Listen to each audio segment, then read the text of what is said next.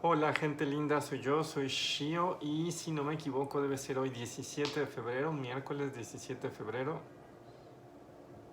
Así es, ya hice las cuentas. Y bueno, este video que no será tan largo y de hecho nos aleja un poco de los temas usuales, es sobre apagones y cambio climático. Y bueno, todo el mundo seguramente notó, quizás algunas personas incluso en primera persona, eh, que en estos últimos días han habido una serie de apagones en México porque los ductos de gas de Texas se congelaron y de hecho parece que es un evento climático extremo de estos que desafortunadamente cada vez son más comunes. Y mientras veía con horror que parece que el mundo se ensaña con nosotros haciendo todo, de verdad que estamos en una situación casi que de hecatombe, ¿no? O sea, pandemia, crisis económica, tensiones políticas por allá, por acullá, y de repente, por supuesto, apagones, ¿no? Y de repente dices, bueno, ya, ¿no? ¿Qué onda con 2021? Esto es febrero, espero que vaya mejorando.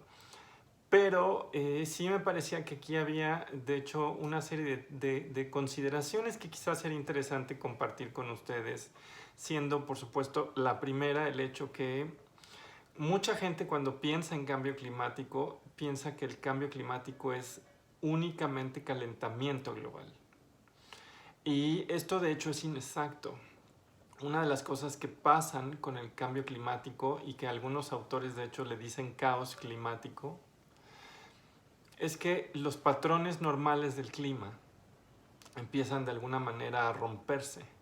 Y en ese sentido no solo vemos, por ejemplo, que las temperaturas promedio anuales vayan subiendo, sino que también vemos variaciones climáticas extremas. Y aquí acordémonos que en estadística, una cosa son las medidas de tendencia central y otra cosa son, por ejemplo, las medidas de dispersión. Y el cambio climático, de hecho, en el caso del clima, afecta ambas cosas. Afecta las medidas de tendencia central, haciendo que haya un calentamiento mayor, un promedio de temperatura cada vez mayor. Pero también afecta, digamos, las medidas de dispersión, porque empezamos a ver eventos climáticos extremos, como por ejemplo huracanes más intensos, como por ejemplo nevadas más intensas o fríos más intensos. ¿Y por qué me parece importante contar esto? Porque parece un poco... para mucha gente esto simplemente fue, uy, pues qué mala suerte, ¿no? Pero de hecho es un llamado de atención más a tener que empezar a tomarnos muy en serio la ruptura del metabolismo social que estamos ocasionando ya desde hace un rato, ¿no? Y ese término probablemente nunca lo he usado yo aquí en este canal. Es un término que viene del ecomarxismo y es un término que se usó justamente para caracterizar el problema, digamos, las causas del problema de este cambio climático antropogénico. Y básicamente tiene que ver con un llamado de atención a la economía, porque dicen que históricamente la economía y por supuesto nuestras sociedades con ella, nunca le pusieron atención a las alteraciones en las temperaturas, a la pérdida de biodiversidad, a el consumo de energía como, digamos, como dimensiones termodinámicas del habitar humano en el planeta. Es decir, la economía actuaba, y de hecho en gran medida sigue actuando, como si la termodinámica le fuese irrelevante, ¿no? Y esto es un error. De hecho, desde los años 40, de los años 30 del siglo pasado, empezó a surgir una cosa que se llama termoeconomía, que empieza a decir, oigan, los sistemas económicos no son sistemas aislados, son sistemas que están embebidos dentro de sistemas termodinámicos como la biosfera, como por supuesto el planeta entero, que es un sistema termodinámico.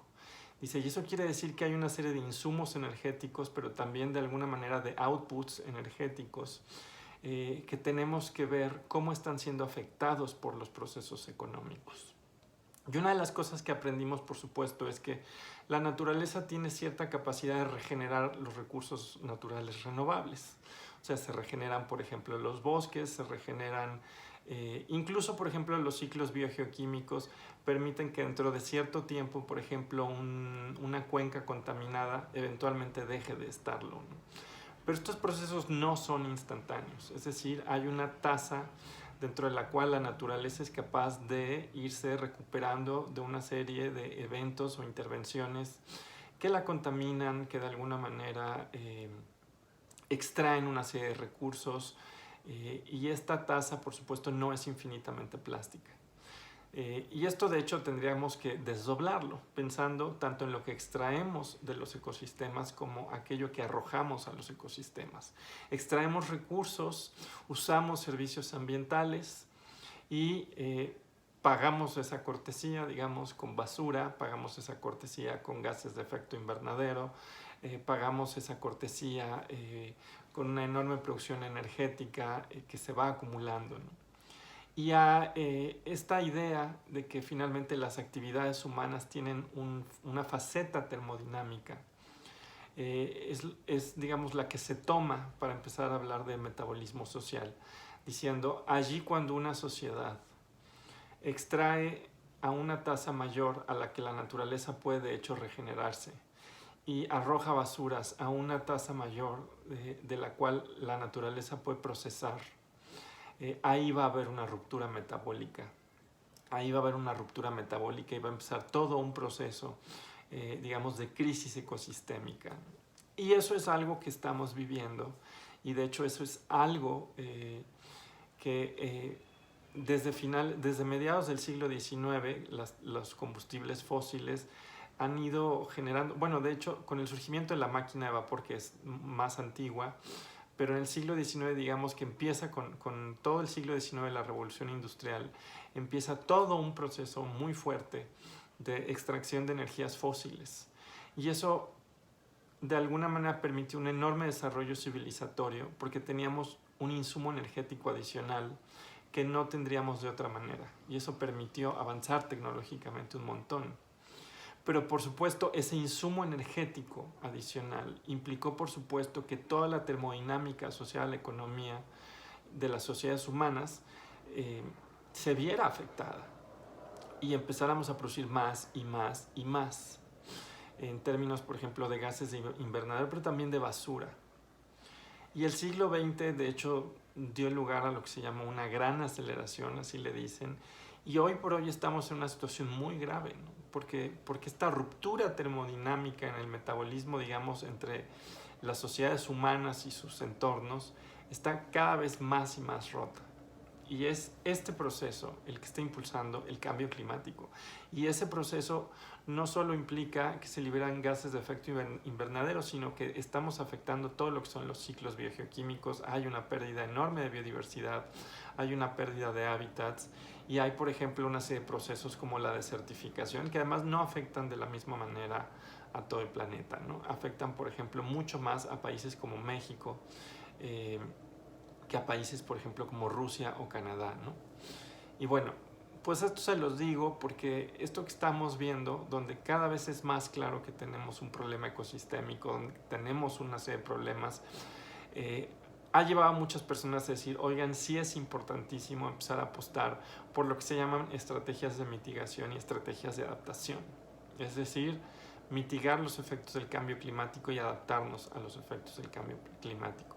Mitigar se refiere, oigan, pues tenemos que concentrarnos en cosas como menos emisiones de gases de efecto invernadero. ¿Y cómo vamos a hacer estas cosas? Por ejemplo, bueno, teniendo fábricas más limpias, por ejemplo, teniendo un buen sistema de transporte colectivo, desincentivando el uso del automóvil.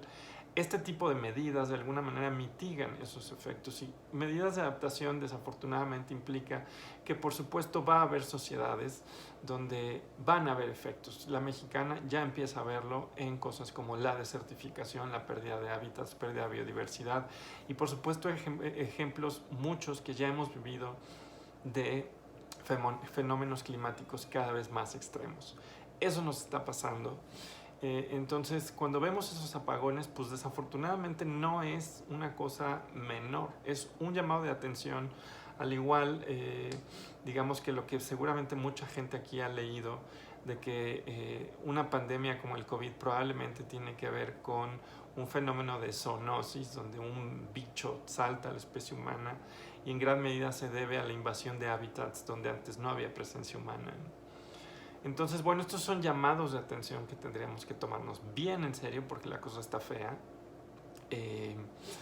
Y si no, va a seguir pasando, ¿no? Y nada más para ir cerrando este video, por allá hay gente que dice, oigan, pero es que es injusto que países como México, que finalmente no son países desarrollados o de primer mundo, tengan que llevar a cabo estas medidas, siendo que no han sido los principales contribuyentes.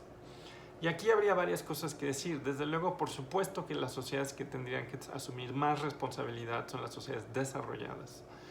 Pero no se crean que México es el lugar número 150. Es decir, estamos entre, si no me falla la memoria, entre los 15 primeros países en términos de emisiones.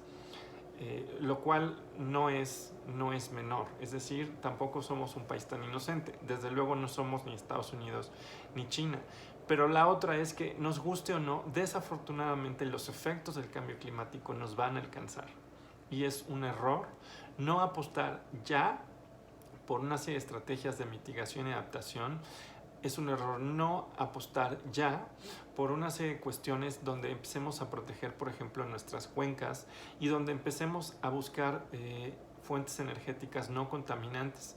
Y eso es mucho más difícil de lo que parece, porque podría parecer que pues nos movemos a energías renovables y ya, pero tampoco está tan sencillo. La gente que, por ejemplo, sepa algo de energía eólica, sabrá que, por ejemplo, en la zona de Juchitán, allá en Oaxaca, pues de hecho ha generado una serie de problemas territoriales porque se asignaron esas, digamos, estas nuevas torres a personas que de alguna manera se han enriquecido y esto no necesariamente se ha reflejado en una mejora de la comunidad. Ha habido problemas territoriales severos, ¿no? Entonces no es tan trivial hacer esto. Lo mismo pasa, por ejemplo, con baterías, por ejemplo, para otro tipo de carros que no funcionen con gasolina. Y estas baterías a veces requieren, por ejemplo, cosas como el litio, y sabemos que eso lleva a formas de minería y extractivismo muy fuertes, ¿no? Entonces la solución no es tampoco tan obvia, pero lo que sí queda claro es que si el país no empieza a hacer algo ahora, las poblaciones, sobre todo las poblaciones más marginadas, se van a ver afectadas. Y digo, nada más para cerrar, esta conciencia de que las poblaciones más afectadas se van a ver afectadas, las poblaciones más vulnerables se van a ver afectadas, de hecho ha llevado a que se generen formas digamos, de pensamiento ecológico identitario, lo cual a mucha gente le puede sonar raro.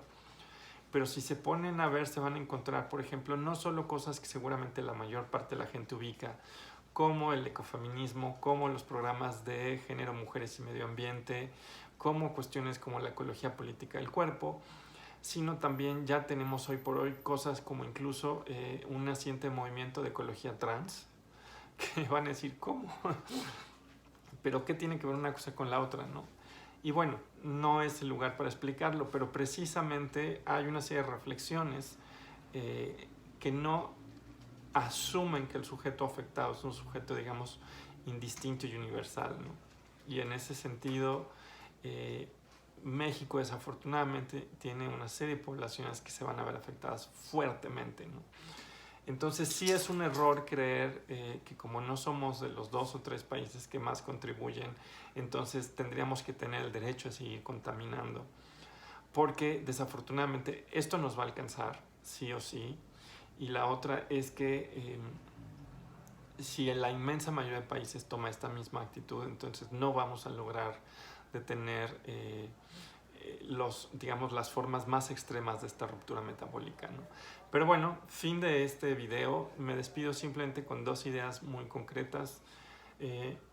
La primera es retomando un tuit que le vi al Mijis, y bueno, es sobre Félix Salgado Macedonio. A mí me preocuparía descubrir un día en este país que ese hombre llegó a gobernador, porque querría decir que cosas como las que hemos discutido en canales como este, pues no le importan a nadie, ¿no? Y esperemos que esto no pase, pero sería muy desalentador vivir en un país donde, a pesar de todo lo que se ha dicho, hay tal grado de indiferencia, ¿no? Y bueno, la última idea con la que quería despedirme es que el otro día estaba leyendo en esta revista británica que se llama Pink Magazine, una cosa así, Un detalle que me pareció bien interesante y decía, hoy por hoy en el mundo hay aproximadamente de 1.5 a 2 mil millones de seres humanos que viven en países que tienen leyes que reconocen la identidad de género autopercibida solamente con el hecho de que alguien vaya y dé su testimonio. Y ese dato me pareció muy impresionante. 1.5 a 2 mil millones de seres humanos es un montón de gente, ¿no? Quiere decir que entre todo algo hemos avanzado. Y también decían, ese dato es importante, porque si vemos todos esos países, pues no ha pasado nada, ¿no? En términos de desastres. Es decir, las personas trans no somos parte de la hecatombe planetaria, no somos parte de los problemas nuevos, simplemente estamos ahí y cuando se reconocen nuestros derechos, pues simplemente damos un paso al frente todos como sociedad. Y bueno, nos vemos en una semana. Ya estamos en la recta para el año de encierro y eso va a ser muy impresionante. Bye bye.